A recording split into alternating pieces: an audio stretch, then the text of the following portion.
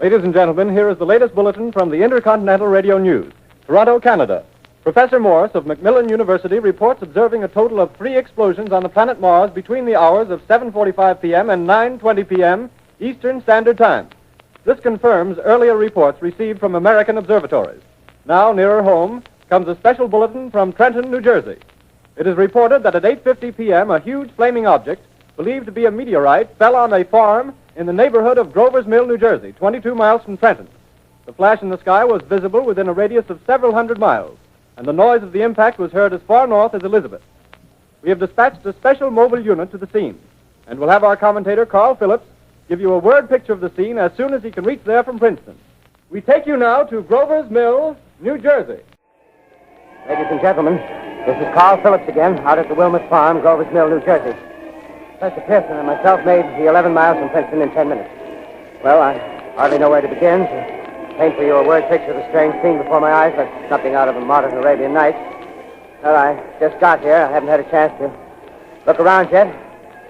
I guess that's it. Yes, I guess that's the thing directly in front of me, half buried in a vast pit. Must have struck with terrific force. The ground is covered with splinters of a tree. It must have struck on its way down. But I can see the object itself doesn't look very much like a meteor. At least not the meteors I've seen. It looks more like a huge cylinder. Has a diameter of, what would you say, Professor Pearson? What's that?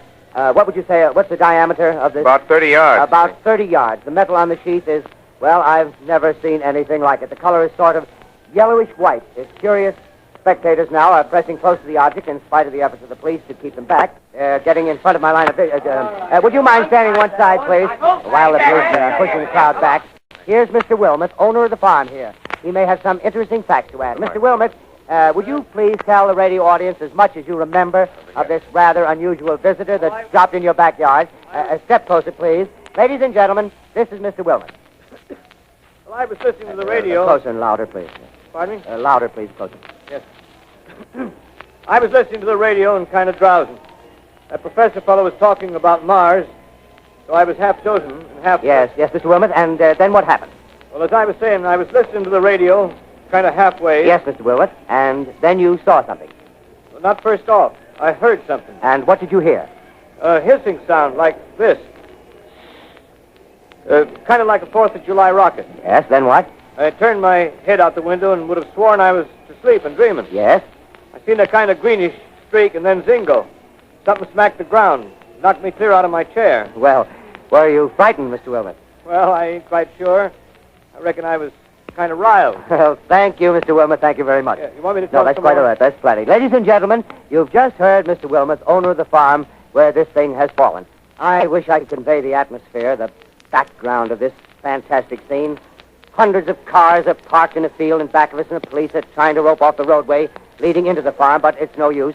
They're breaking right through. The car's headlights throw an enormous spotlight on the pit where the object's half buried. Now, some of the more daring souls now are venturing near the edge. Their silhouettes stand out against the metal sheet. One man wants to touch the thing. He's having an argument with the policeman. Now, the policeman wins. Now, ladies and gentlemen, there's something I haven't mentioned in all this excitement, but it's becoming more distinct. Perhaps you've caught it already on your radio. Listen, please. Do you hear it? The curious humming sound that seems to come from inside the object. I'll move the microphone nearer. Here. Now, we're not more than 25 feet away. Can you hear it now? Professor Pearson. Yes, Mr. Can you tell us the meaning of that scraping noise inside the thing? Possibly the unequal cooling of its surface. I say, do you still think it's a meteor, Professor? What do you think? The metal casing is definitely extraterrestrial. Not found on this Earth. Friction with the Earth's atmosphere usually tears holes in a meteorite. This thing is smooth and see, of cylindrical Just a minute. shape. Something's happening.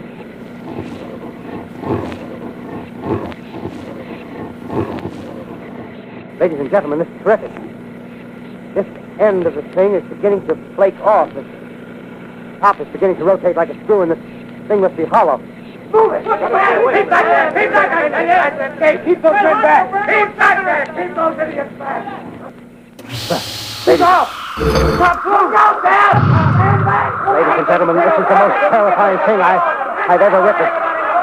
Wait a minute.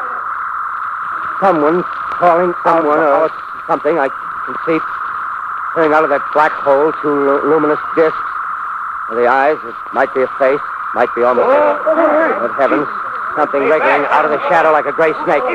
Now it's another one, and another one, and another one.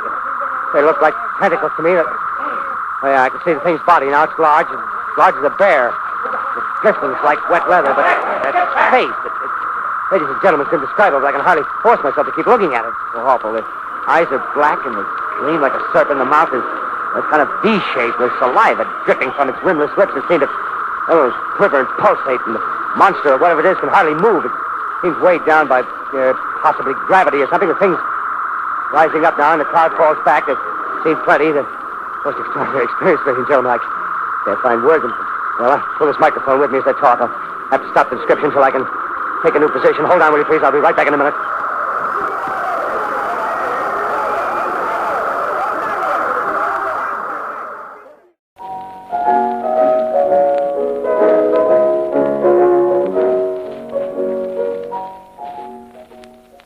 We are bringing you an eyewitness account of what's happening on the Wilmuth Farm, Grover's Mill, New Jersey.